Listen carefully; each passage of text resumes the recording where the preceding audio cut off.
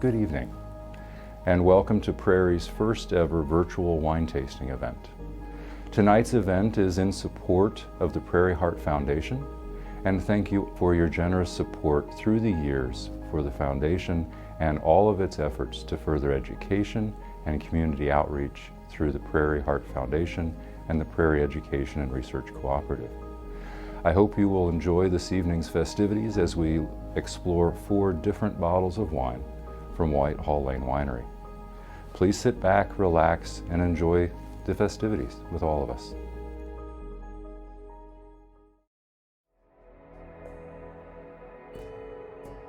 There's nothing better than driving up Highway 29 and driving through Napa Valley and being able to call this home. We're at like the epicenter of the wine community in the Napa Valley. So this is the road everybody travels on, and we're right in the center of it. Our goal has been to create consistency from year to year. Our longtime followers, our longtime fans, they know when they pick up a bottle of our wine that it's consistent from vintage to vintage. Owning the vineyards and farming our own land provides us with quality that our winemaker can work with year to year. White Hall Lane has some of the most premium vineyards in Napa Valley. From the north to the central to the south of Napa Valley, some really diverse sites that lend to our grape growing. In March of 1993, my dad bought the winery. Jumped right in, hired a new winemaker, whole new staff, and as time progressed, we accumulated more vineyards, more family members came on board, and together we grew it into a bigger business. Being a family winery, we're really proud of it. We do everything. We grow the grapes, we ferment the grapes into wine, we barrel age it, we bottle it, and we ship it all over the country. And our family name and pride is on everything we make.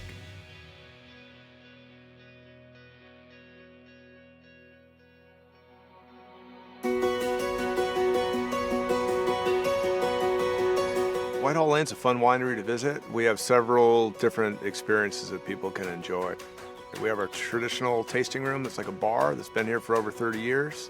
We have an outdoor garden, which people can picnic and hang out and try wine. We have a walking tour through the vineyards. We have our club room, which is elevated 2 or 3 levels up above one of our barrel rooms. We have a really nice bird's eye view of the vineyards.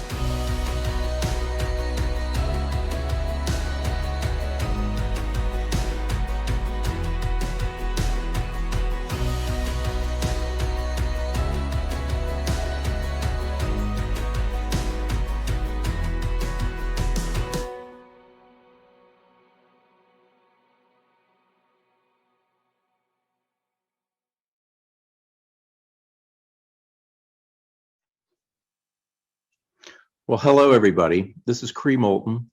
I am coming to you from Calistoga, California, in the lovely upper Napa Valley to initiate this program. And what I'd like to do first is just make sure I think I probably know most of you, but in case I don't, I just would say I am retired from Prairie Cardiovascular after practicing cardiac electrophysiology there for about 30 years. And I retired in August of 2019 to move out to California to join up with our sons, and got a job actually at the Northern California Medical Associates, where I've been working in EP for the last year, mostly out of Sutter Santa Rosa Regional Hospital. So that's me. And so it's my great pleasure to introduce Jason, my son, who is the winemaker for White Hall Lane Winery. And I want to give a little background about Jason and his wine journey from Cobden, Illinois to the Napa Valley. And so things got started, I think it was in 2003 or 2002, while he was attending SIU. He started an internship at the Owl Creek Vineyard in Cobden. And it was there that he got his start in vineyard and winery management. And so after SIU, he went to British Columbia.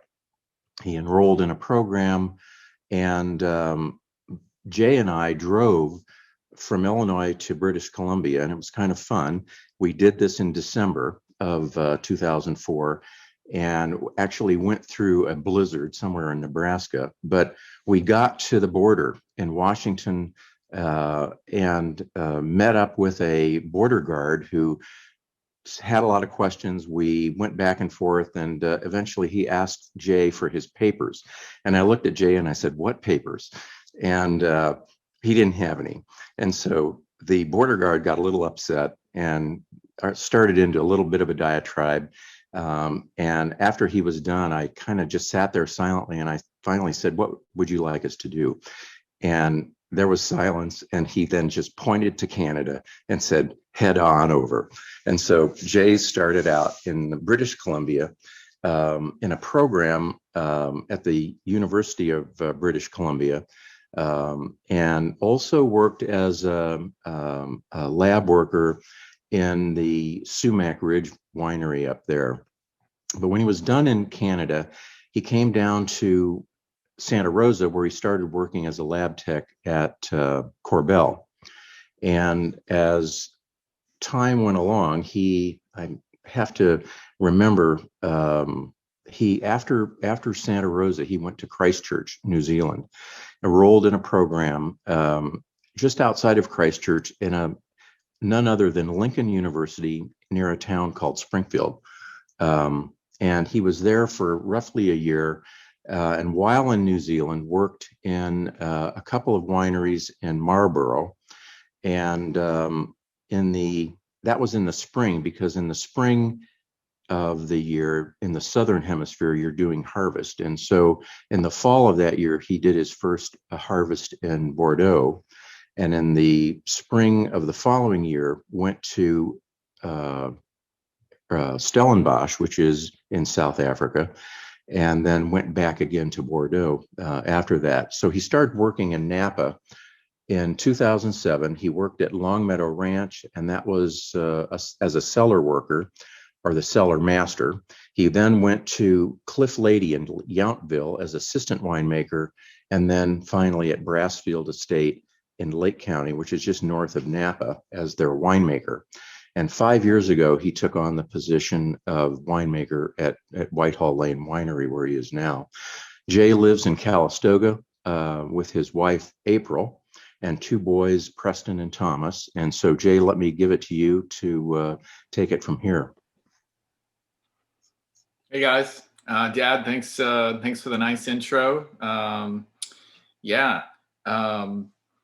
So I don't tell this story often, but my beginnings of where I am now. But in relationship to Prairie and my father, my dad is actually a third generation doctor, and technically I should have been the fourth generation to make it for being a doctor. But I thought I could, but one day I went job shadowing at Prairie and in the cath lab, and it was tough to see what goes on in real life there and what you guys do, and I just couldn't stomach it. A lot of people probably going into pre-med can't stomach it and hit the eject button, and that was me. Job shadowing in the cath lab at Prairie, so I do remember that, and I wanted to make the leap but just couldn't get it.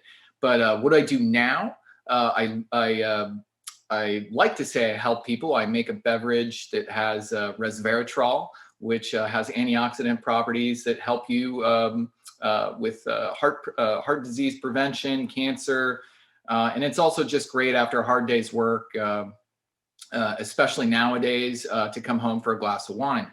As my father mentioned a bit, I had some amazing winemaking experiences and travels prior to all this.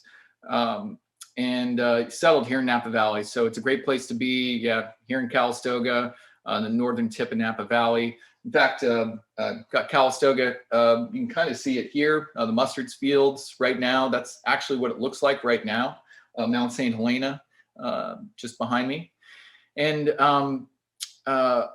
I want to say my goal ultimately was to work for a family-owned, family-run and operated winery facility here in Napa Valley. And that's kind of been my whole career, is just working for families and trying to find the perfect place. And here I am at White Hall Lane. And if you watch the video, you saw Tom Jr. Leonardini, you saw Katie Leonardini, you basically saw how the family is incorporated within the winery and winemaking. And they run the company alongside their father, Tom Leonardini Sr. And so, with all that being said, I would like to introduce Katie Leonardini, our Vice President of Operations and owner, White Hall Lane, to join us here for the tasting. Hey, Katie. Hi, Jason. Thank you, Cray. Thank you, Jason. It's a pleasure to spend the afternoon with all of you here. It's February, which is Heart Month, and also, as Jason showed you, the season for mustard flowers here in Napa Valley. So it's beautiful. My name is Katie Leonardini. I'm the VP of Operations and one of the owners of White Hall Lane Winery. Jason and I have been working side by side. Jason, I think it'll be 5 years in March. 5 years next month, right? You got it. Right. Yeah. So my parents, Tom and Karen Leonardini, bought White Hall Lane Winery in the spring of 1993. I was just finishing up college at that point, doing my own thing. Years later, as family businesses do, I arrived in Napa Valley in 2005. I've been here ever since, and I love it. White Hall Lane Winery is located in St. Helena, which is the heart of Napa Valley. In Napa, Napa Valley is 30 miles north to south, 5 miles east to west. It's a very unique area, and it's ideal for growing grapes. I'm assuming many of you have been here to visit. Many of you know Napa Valley Cabernets, which we are known for. Jason and I look forward to going through 4 of our wines with you today. And we spent a lot of time selecting the wines that we'd share with you today. We make many different wines, but the 4 wines that we selected are wines that you will likely find in your area. Jason knows the wine shops in the greater Chicago area very well. So he was instrumental in selecting these. So we're going to go through these 4 wines with you. And along the way, we're going to tell you stories about Napa Valley and about White Hall Lane Winery. And we hope you walk away today with some information that is new to you. And so, Jason, I think we should start this. Let's do it. Great. So the first wine that you should have with you if you purchase one of the wine kits is our 2019 Sauvignon Blanc, which comes from Rutherford appellation. And we'll touch on the different appellations along the way as well. White Hall Lane Winery is located in the town of St. Helena, but more importantly, our winery is located in the Rutherford appellation. And the sub-appellations within Napa Valley are very unique and have different attributes to them that add to the flavors of the wine. So as we talk about the Sauvignon Blanc, we'll talk about the Rutherford appellation as well. So Jason, you want to get started on the Sauvignon Blanc? Let's do it. And yeah, you'll have to excuse me. I kind of nerd out and get into the technical details of winemaking and what we do. And hopefully that's what you want to hear. And you know, that's why we're here today. But yeah, the Sauvignon Blanc, you know, my dad gave the intro about where I got my experience from and whatnot. The common link between all of that and these reverse harvests I was doing around the world was really working with a variety of different Sauvignon Blanc winemaking styles. And so in New Zealand, for example, it's a cool climate. Sauvignon Blanc I would have been making. In Bordeaux, it's more of a continental climate. In Napa, Mediterranean. Africa, it was definitely African hot.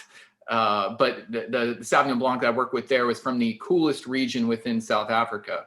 But kind of honing in on between Bordeaux, New Zealand, South Africa, and now Napa, was getting this opportunity to work with these different clones of Sauvignon Blanc and then just different processing techniques to kind of perfect the perfect winemaking style for the region. And so, yeah, here we are in Napa Valley. This wine is 75% stainless steel tank fermented and 25% barrel fermented. Now, what does that mean exactly? A tank fermented wine is a slow, cool fermentation.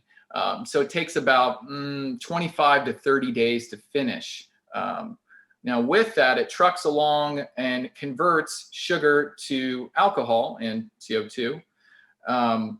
And it goes slow. I want it to go slowly so that it can retain aromatics and bring fruit flavor and characteristics to the wine. The slower it goes and the cooler it goes, it creates a more, floral wine. Barrel fermentations, they're hotter, they're faster, they're not temperature controlled. So while I might do a tank fermentation at like 52 degrees, a barrel fermentation can get up to 72, 76 degrees. With that uncontrolled temperature fermentation, that can blow off a lot of the really nice aromatics, but it actually gives texture and a perceptible mid-palate mouthfeel that you can't get in a tank fermented wine, a slower fermented wine, so to speak. So the barrel fermentation, I didn't mention it, it's a native yeast, so I just let that go. I inoculate the 75% of the tank fermentation there.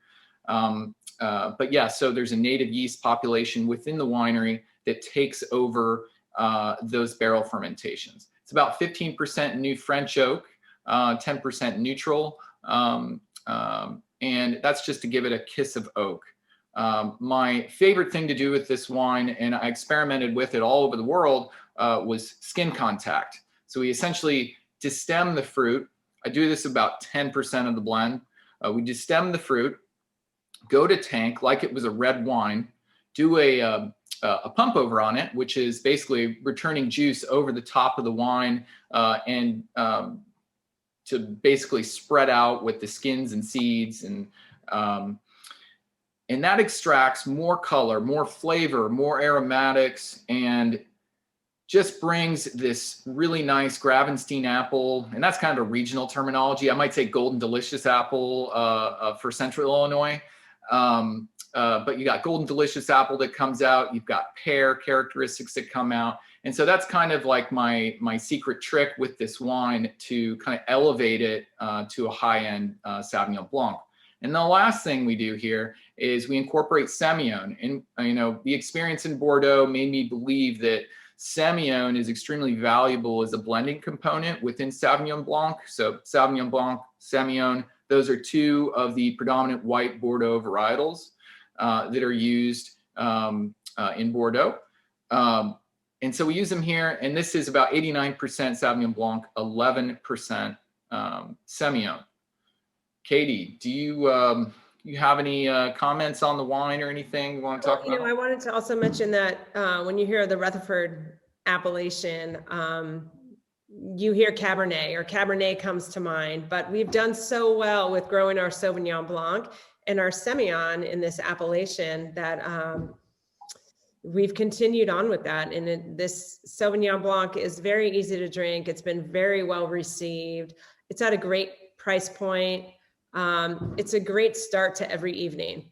It pairs well with salads that have like a lemony vinaigrette, anything with those citrusy fruits really pairs well with this. I think of like a butter lettuce salad with a citrusy vinaigrette with a little goat cheese on it. It's a great starter. In apples and brie, and these foods pair perfectly with our Sauvignon Blanc. So although we do save some of our vines in Rutherford for Cabernet Sauvignon, we've remained with Sauvignon Blanc as well because we do it well. It's a great wine. Totally, yeah. And I think this wine, we recommended pairing it with goat cheese. The goat cheese salad's a great example of something to go hand in hand with the wine.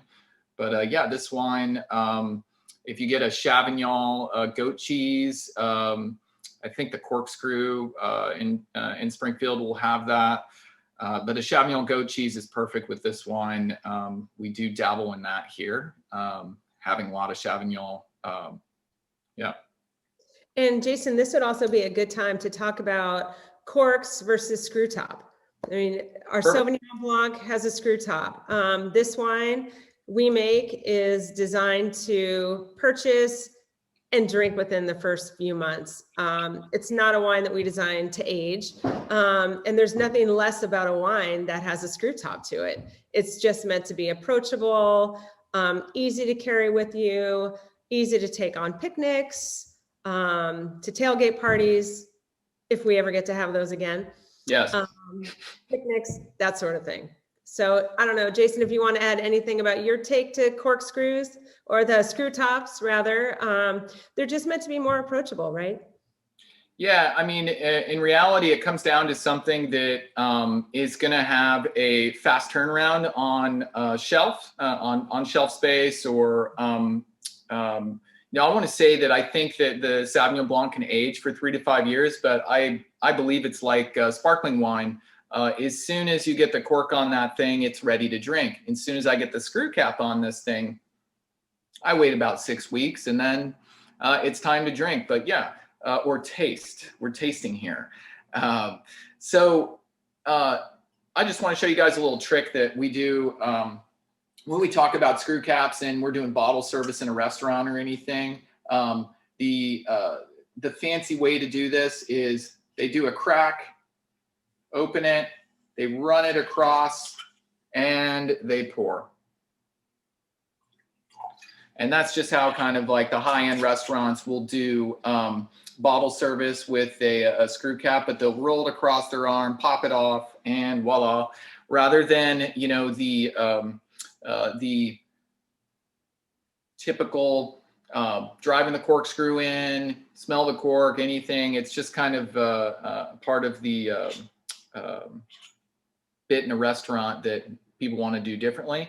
The interesting thing is with the screw cap, it's lined, so it's got a Ceranex liner there, and that actually is breathable. So we use a screw cap. Wine should breathe, and that's kind of an important thing that I like to talk about between corks and screw caps. That wine should breathe. If it doesn't have the opportunity to breathe, then it's probably not going to evolve very well.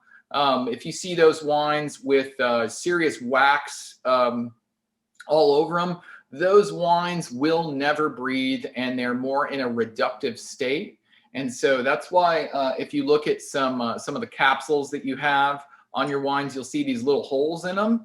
The capsule's on top of the cork, and that's to allow the cork to breathe, because if you just throw the capsule on there and there's no holes, then the cork can't breathe, and you create a reductive or no oxygen environment for it to evolve. Because in reality, wine is a living thing. It is constantly evolving, and the day you open it is the day that you see what it's like in that wine's life. One of the things we love about Jason as our winemaker is he's always looking at new ideas, looking for new blends to try. He's willing to take the risks. And the reason I bring this up at this point is he mentioned our Sauvignon Blanc is blended with about 10%, I believe, Semillon. So last year, it was 2019, so 2 harvests ago, we had an abundance of Semillon, which we've only used for blending. And Jason, in tasting this along the way, said, you know, this Semillon is a beautiful, beautiful wine, and I think it may stand alone on its own. Always willing to take risks and be innovative. He said, let's just do a small lot, small being about 200 or a little less than 200 cases of 100%, or it's about 90% Semillon. That's right. Put a little bit of Sauvignon Blanc in it. And we released it May of 2020. And it was absolutely delicious. We sent a portion of it onto our wine club. It sold within 6 weeks. I was able to put 6 bottles aside for myself. And we have people still asking about it. And we would have never thought to do that. So we love how Jason's always looking at new things, new ideas, willing to try. And so I begged him for harvest of 2020, this past fall, to please put aside more Semillon so that we can increase our case production of Semillon. He did so. I think we'll make about 300 cases, Jason, just a bit more. Between 225 and 300, roughly. Okay. And we'll release that in May, and I'm really looking forward to it. So thank you for that great idea. We'll enjoy it for another harvest. Yeah. So why don't we go on to the reds? So our first red that we have in the wine kit is our 2017 Napa Valley Merlot, which would be considered our current release Merlot. White Hall Lane, when my parents purchased White Hall Lane in 1993, they were really known for, it was a small winery. They were making less than 5,000 cases when my parents acquired it. And they were really known for their Merlot. We've continued that tradition. White Hall Lane, our brand now, we own 8 vineyards, 6 in Napa Valley, from Napa all the way up through St. Helena. And we now own 2 vineyards in Sonoma. But the vineyard that surrounds our winery facility has primarily Merlot grapes in it. And Jason has overseen the replanting of Merlot over the last couple of years. So Merlot is still our baby at White Hall Lane, and we've continued the tradition for being known for Merlot. So tell us about the Merlot and how you made this. You took this, since you came here in 2016, Jason, you've taken our 2017 Merlot through the growing season, through harvest, through barrel aging, to bottle, to market. So you've seen this from start to finish. Yeah, so I think the trick with this wine, and it really comes from working in Bordeaux, whether it was left bank of Bordeaux, right bank of Bordeaux, but specifically the right bank of Bordeaux, which is Merlot dominant. That is where I got a lot of my experience in seeing what Merlot could do. Merlot is a standalone, like 100% Merlot. It's a good wine, but I think it sometimes needs a little backup. And so that's why I really enjoy putting into our Merlot. I try to put Malbec in it, Cabernet Sauvignon, Petit Verdot. This particular blend is 90% Merlot, 8% Cabernet Sauvignon, 2% Petit Verdot. And so they all are kind of playing a role. Anything more than 10% Cabernet into a Merlot, you start to get less Merlot-y. And I really like to demonstrate to everyone the varietal typicity of what Merlot is. It's red fruit dominant. You shouldn't have like serious black fruit, blackberries, black cherries. Black cherries are okay. But when you get into blackberries and blue fruits within Merlot, I kind of question its authenticity for typicity and acting like the varietal is supposed to be. And so back blend a little bit of Cabernet in here. Like I said, this is 8% Cabernet, 2% Petit Verdot. And they have their roles. The Petit Verdot is really there to create some length in the finish. The Cabernet creates body, but also boosts its flavor profile. Like I said, it doesn't go into, most Cabernets are going to be in that black cherry, blackberry type fruit profile. So incorporating a little bit in there, you're not taking away, like I said, the authenticity. You still got brambly fruit. You've got raspberry jam, red currants. I like to say dried mission figs. That's something I see in this wine. A little raspberry coulis, black cherry pie. That's kind of where I'm at with this wine. I like to incorporate 35% new French oak on average with Merlot. That's kind of the marker where I think you're creating a really fine wine. Merlot should have fruit. It shouldn't have 100% new French oak. It shouldn't have 50% new French oak. It's just not right for the varietal. You want it to express itself and its fruit characteristics. And so having that touch of oak at 35% new French is really nice. I don't put any American oak into the wine because it gets just really aggressive and you start to see tannins. And then I have to start fining the wine. And just talking about fining, that's when we make additions in the cellar like egg whites or gelatin to try and drop out unfavorable flavor perception, and that's like astringency. And we talked about this the other day about how long you macerate or have coffee in your French press. And so the longer you have it in there, the more astringent and bitter it's going to be. You've got to add back cream. You've got to add back sugar. I like to add honey. So you try to balance those things out.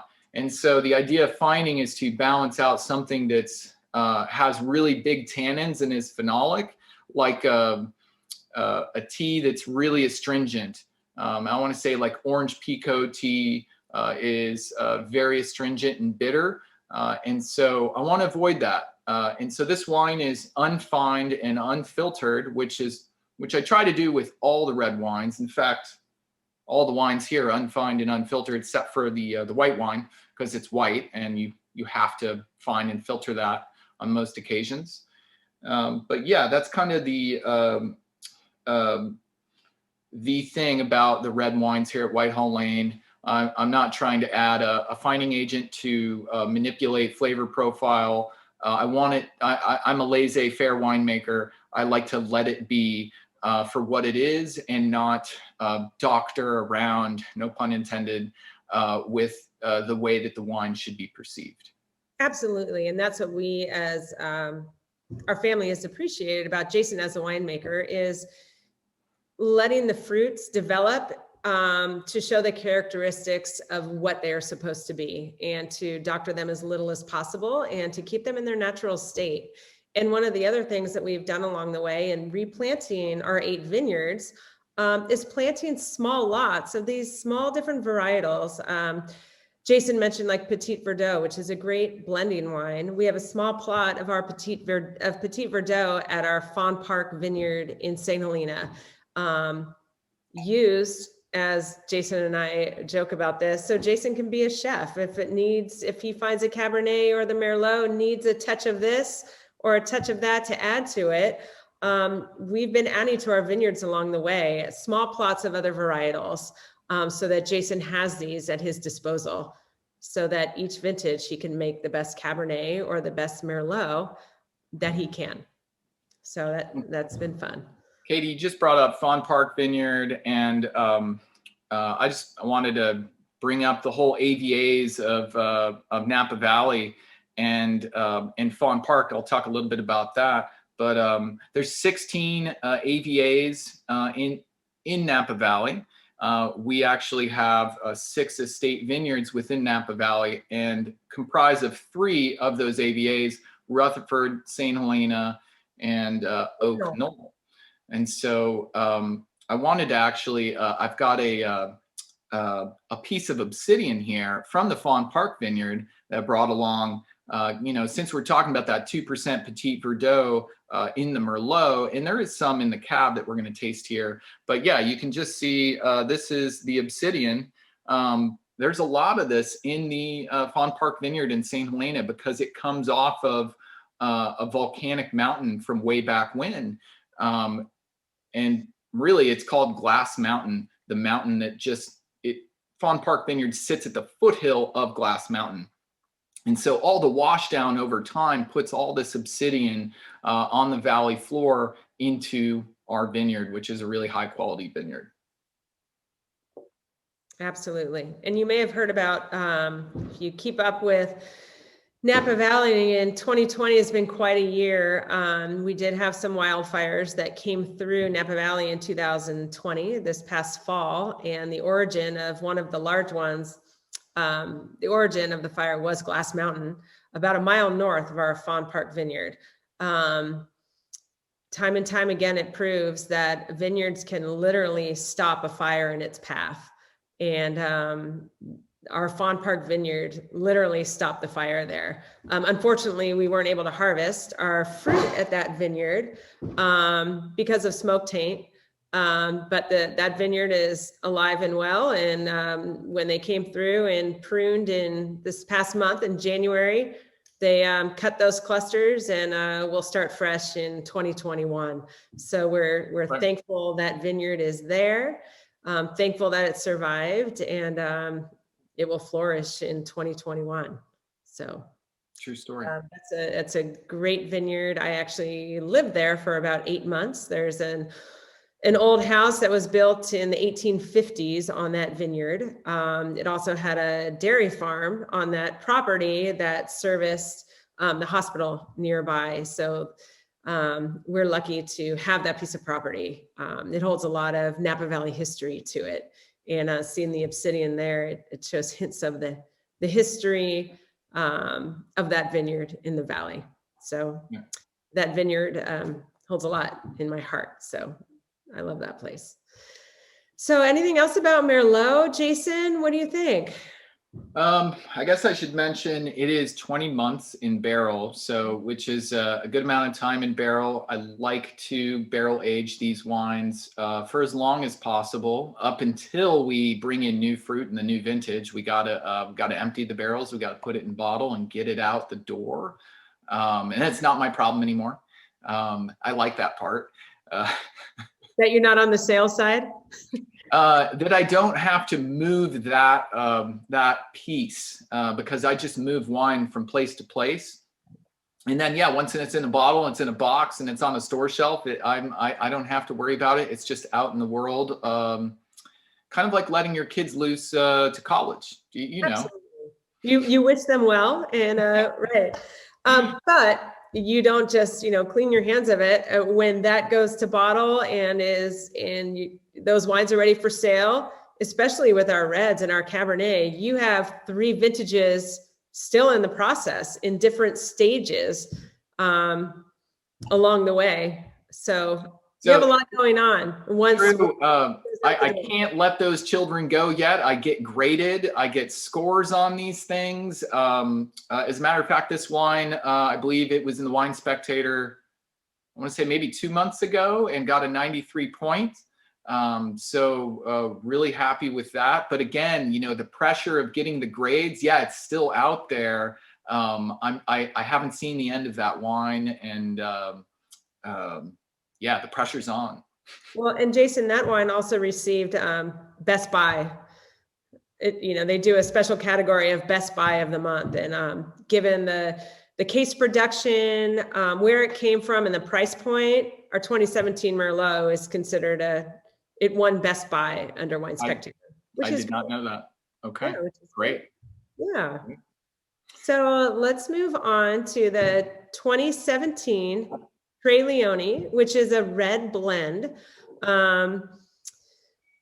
When you call it a red blend, we're not required to keep in with any of the regulations as to what percentage. If a wine is labeled a Merlot or a Cabernet Sauvignon, it must have at least 75% of that grape in it.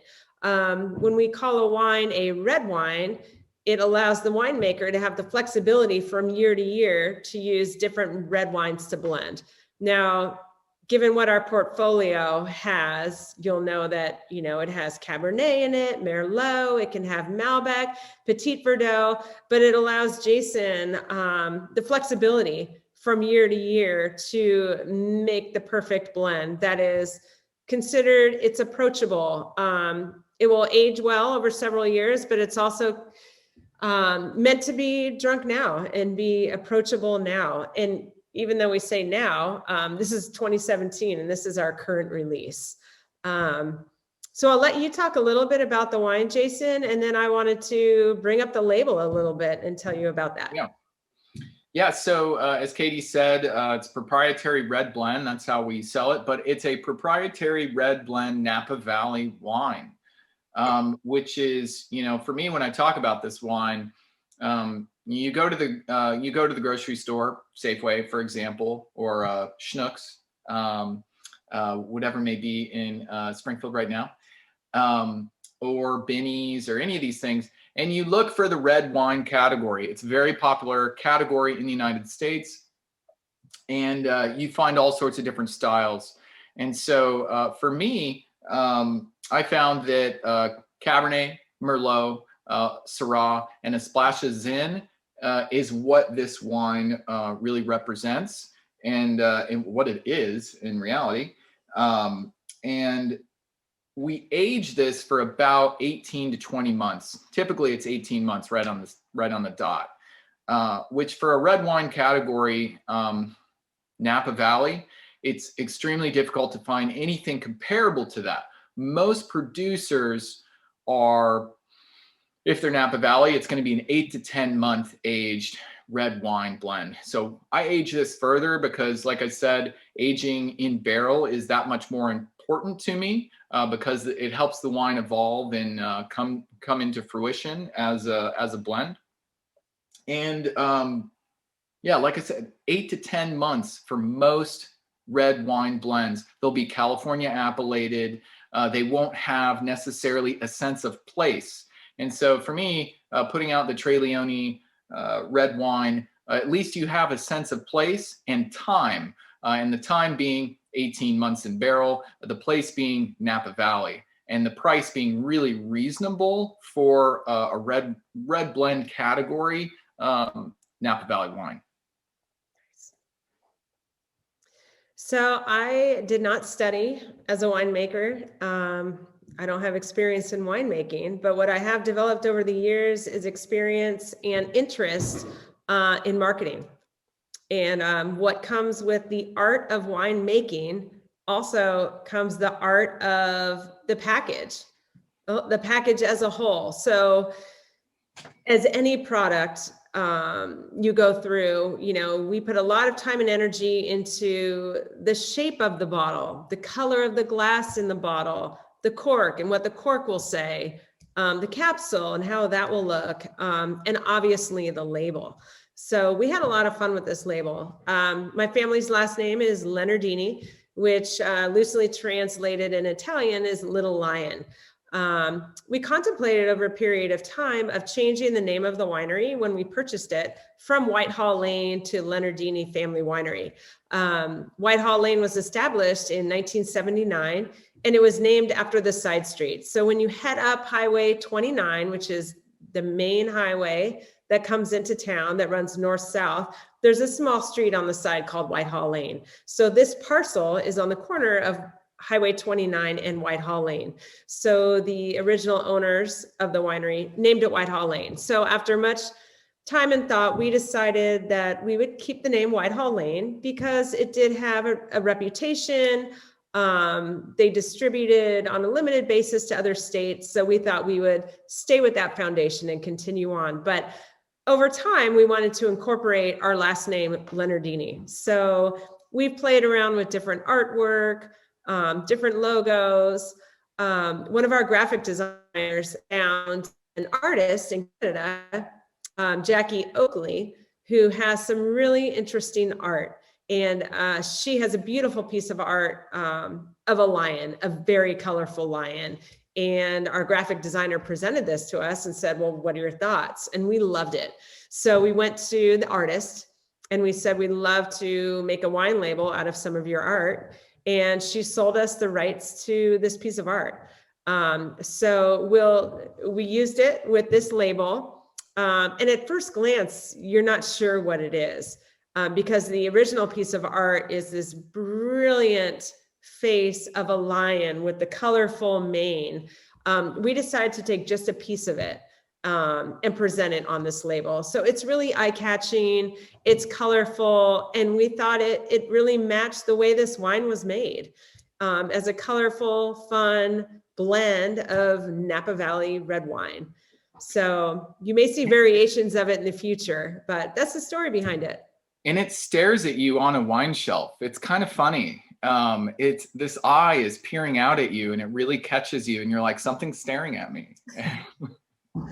So we had a lot of fun with it. So you may see it in the future in used in other ways, but for now, that's our Tre Leoni. And also the name Tre Leoni, between my family members and I, we all laugh, joke, and argue about what Tre Leoni is. Tre Leoni means 3 lions. So sometimes it's, the 3 lions, as in the 3 generations. My father, and then my brother Tom and I as the next generation, and then all the grandchildren that are interested and working right now in some of them in one way or another in the wine industry.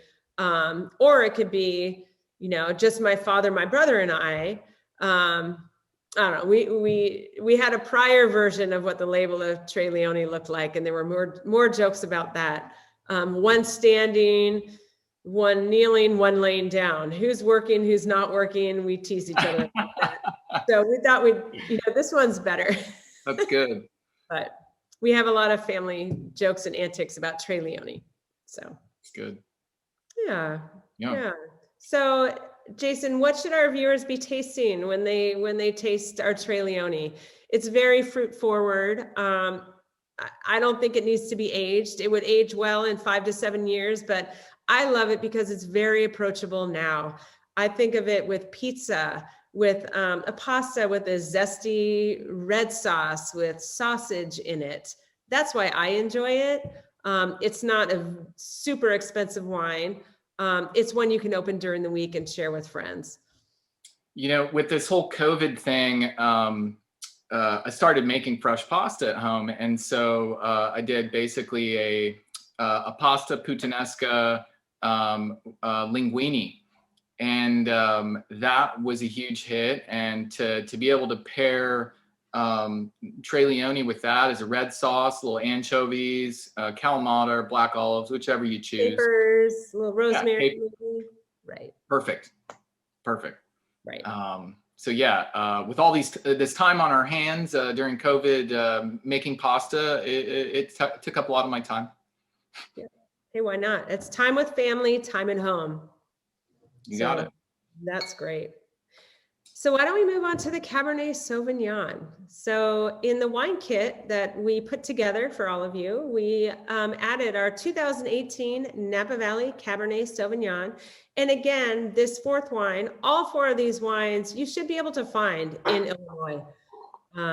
If you don't see it in one of your wine shops, I ask that you approach the manager and ask if they have White Hall Lane. Yeah, what's wrong with them?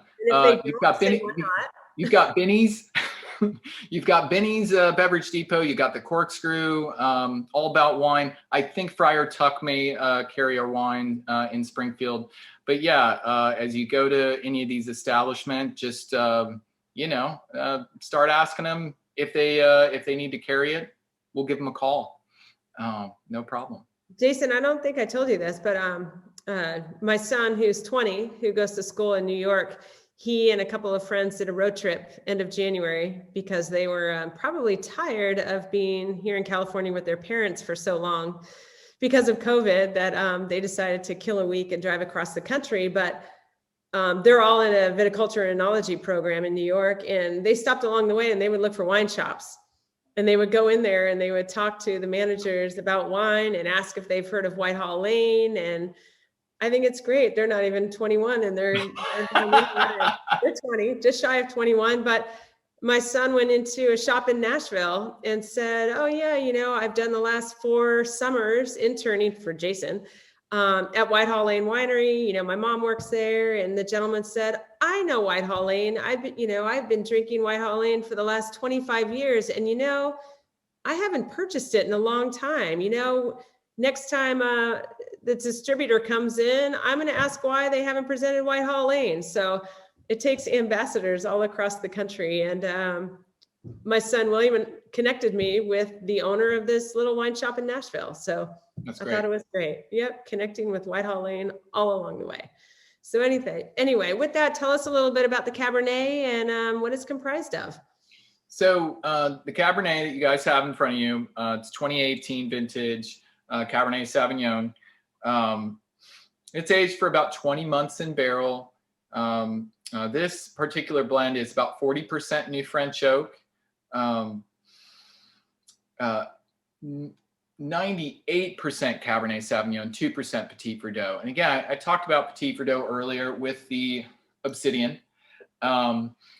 It's definitely there to create some mid-palate mouthfeel and a longer finish.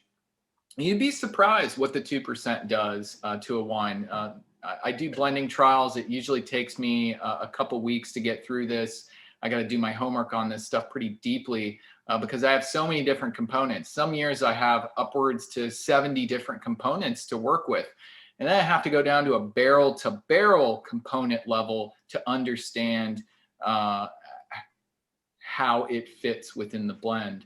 And so we've got different clones of Cabernet, approximately 12 to 15 different clones of Cabernet with all of our estate vineyards in Napa Valley. And we use them, as Katie said, kind of like a chef would. And sometimes I like to joke around and make emerald jokes. Bam, pow, clone 7, clone 4. There are all these clonal variations of Cabernet Sauvignon on different soil profiles within Napa Valley that add to kind of a spice box component of blending these wines. Barrels are also really important. So you've got the clonal component of blending. You've got the barrel component. We buy 3-year seasoned new French oak. So that's, if you don't know the barrel business, you season a barrel by milling the wood and letting it sit out in the elements. We say in the yard, but in the elements: snow, sleet, rain, hail, all of it. Hard summers for 3 years. And the purpose of that is to really penetrate the wood grain and create some softness to it. It's, wood is sappy. Oak trees are sappy. And you get all that green, we call it tannin, out of the wood by aging it in the yard for 3 years and exposing it to all this trauma of the elements.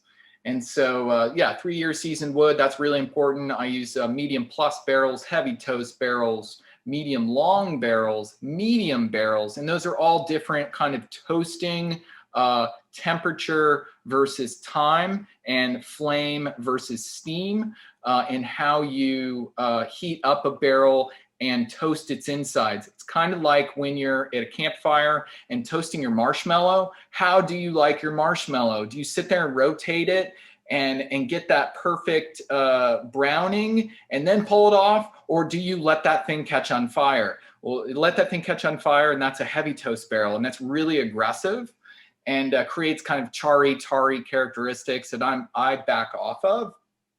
I use heavy toast as a portion of the blend, but I don't like it to dominate the blend. I do not want a tarry wine. And yeah, like I said, browning that marshmallow, getting it nice and even, that creates some kind of sweetness and actually marshmallow characteristic. It's kind of a torrefaction caramel. The chemical compound of it is I believe it's furfural.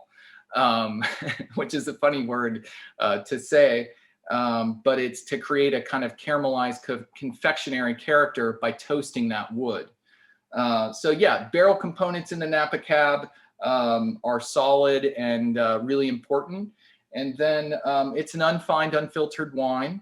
And I decanted it. I just wanted to point this out, that I've got this really nice little decanter here. The wine is still pretty young. And so with wines that are a little young, I highly recommend you do a decant, let it sit for 2 hours. I've run all sorts of experiments on how much oxygen ingress into the wine actually softens the tannins. 2 hours, it's pretty good. You could even do it the night before, leave it in here, or go back to the bottle and then try it the next day, and it'll be a totally different wine. So I always like to come back to wines and kind of experience it because it's evolving. Just like what we were talking about with corks and the time in which you open a wine, it's all really critical in understanding, how you like your wine, when do you like your wine, what temperature do you like your wine? 58 degrees, not 70 degrees, no. You always want it kind of at that cellar temperature. You don't want red wines too cold. Otherwise, the acid and tannin really affect the bitterness of the wine. White wine's fine. Doesn't really have tannin. You can drink that thing cold, but not too cold because the acid will be more searing. You get what is commonly known in your field as acid reflux. That's or esophageal burn. That happens when you serve a white wine too cold, and and you got to let the white wine breathe and have all these aromas and flavors. So you got to serve it kind of at the right temperature, 45, 48 degrees for a white wine, and then red, 58 to 65. And what I love to do with red wines, Jason, is I do like to start them a little chillier, and then they're in your glass, and you try it, you taste it. And I love as the temperature rises a little bit, and you'll see how the wine evolves and the different characteristics, and in the nose and in the mouthfeel, how it evolves over time. So it's nice to first taste it at 55, 58 degrees, and then naturally in your home it'll raise 5 to 10 degrees, and it's beautiful how it changes over time. I think in California it's perfectly acceptable. In Illinois right now it's so cold, I imagine they're not chilling those red wines, they're just bringing them out and they're already chilled. Right. One thing I wanted to note about all of the wines that we presented to you this afternoon, this evening,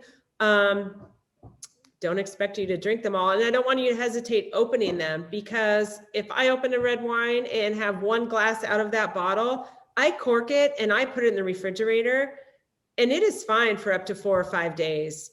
And then if you want to drink it the next day, take it out, put it on the counter for maybe 30 minutes, pour it in your glass, and it'll be just fine. So I find with some wines, they're actually better the next day if they've been in the refrigerator overnight and you can pour it again. True. Yeah.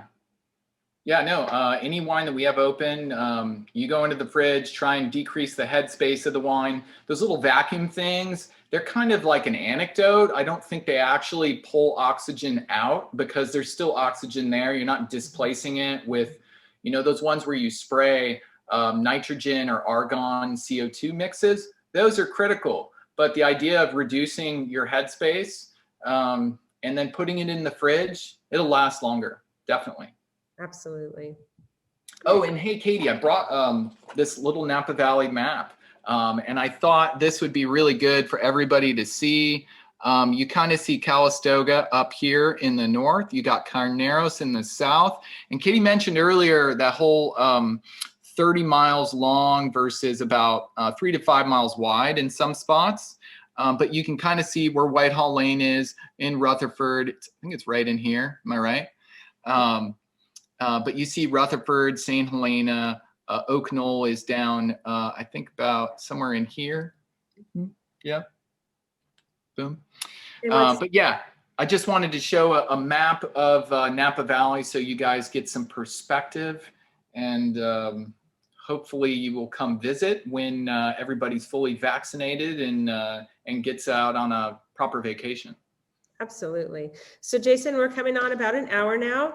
So one thing I wanted to present to all of our guests here that were listening, to show our gratitude for listening to us for an hour and learning about White Hall Lane and Napa Valley and Jason's connection to the Prairie Heart Foundation. We're setting up a code on our website, Prairie 2020, PRAIRIE 2020.